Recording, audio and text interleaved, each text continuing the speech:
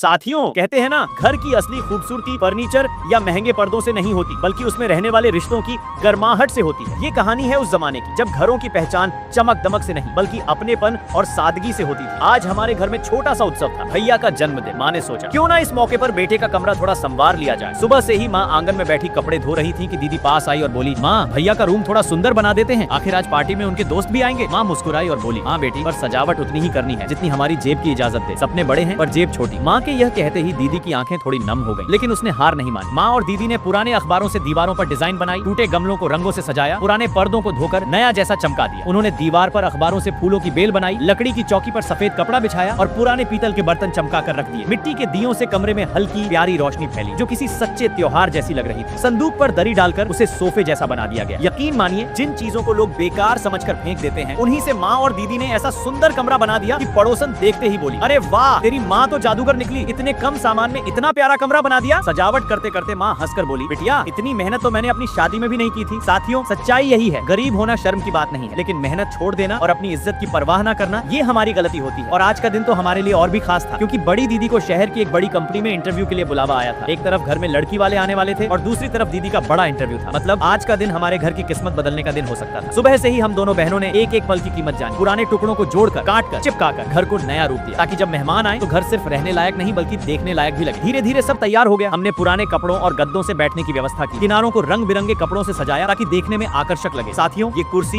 ये कमरा सिर्फ सजावट नहीं है, ये हमारी मेहनत, हमारी इज्जत और हमारे प्यार की निशानी है। और अब जब भैया का रूम लगभग तैयार है, उसे देखने से पहले साथियों, बेटा मैं माता रानी हूँ, तुम इस वीडियो को लाइक करके चैनल को सब्सक्राइब कर दे और कमेंट में जय माता दी लिख दे। तेरे घर पर 5 घंटे के अंदर खुशखबरी आ जाएगी।